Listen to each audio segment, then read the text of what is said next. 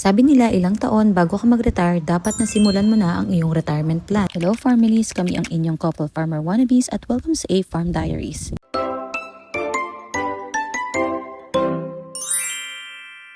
So short story muna. Alam nyo ba noon, pangarap lang talaga namin na magkaroon ng maliit na farm sa probinsya. Isang tahimik na lugar kung saan pwede kami magtanim, mag-alaga ng mga hayop at balang araw doon na rin mag-retire. Pero hindi naman namin inaasahan mas mapapaaga pala itong matutupad. Alam nyo ba, sa ilang taon pa lang namin pagsasama ni Love, marami na kaming pangarap na unti-unting natutupad. At isa na nga roon ang makabili ng sarili naming munting farm lot. Para sa iba, baka maliit lang to para sa isang farm lot, pero para sa amin, simbolo ito ng sipag, tiyaga at pagtutulungan naming dalawa para matupad ang mga pangarap namin.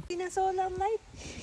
At dahil nga kabibili lang namin ng lupa, kailangan ulit naming mag-ipon para sa dream farmhouse naman namin. Kaya naisipan namin na taniman muna yung lupa para mapakinabangan at hindi masayang. Pero bago ang pagtatanim, syempre kailangan muna nating ihanda ang lupang pagtataniman. Kaya papunta kami dun ngayon para mag-spray ng herbicide. Pareho kaming walang background sa farming, kaya umaasa lang kami sa mga tutorials, sa mga videos at sa payo ng mga kamag-anak kong farmer din. Dahil nga sunod-sunod ang ulan nitong mga nakaraang linggo, mabilis na tumubo ang mga damo at medyo masukal na ang buong area. Kaya ang unang hakbang talaga ay mag-spray ng herbicide. At hindi na nga kami kumuha ng tao dahil kayang-kaya naman daw ni Sex Bomb Eddie.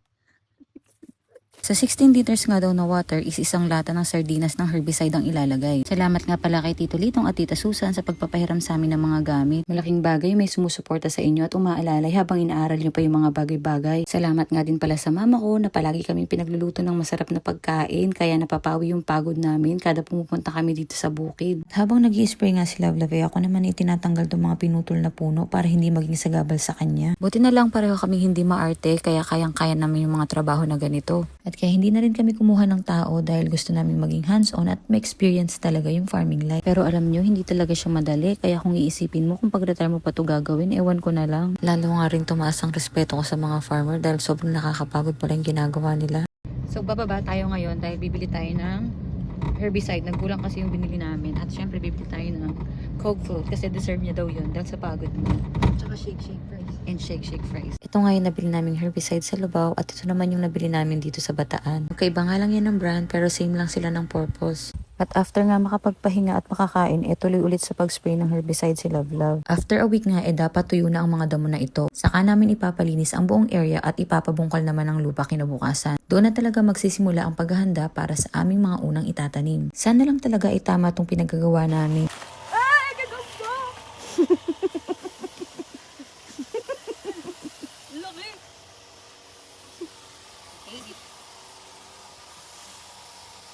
Sabi mo patay na? Iba yun. It's so alive!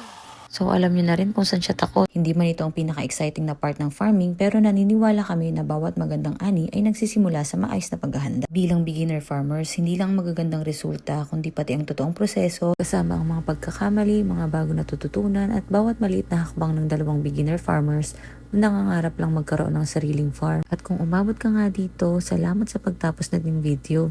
Simula pa lang ito ng A Farm Diaries at marami pa kaming kwento, aral at farm adventures na gusto namin ibahagi sa inyo.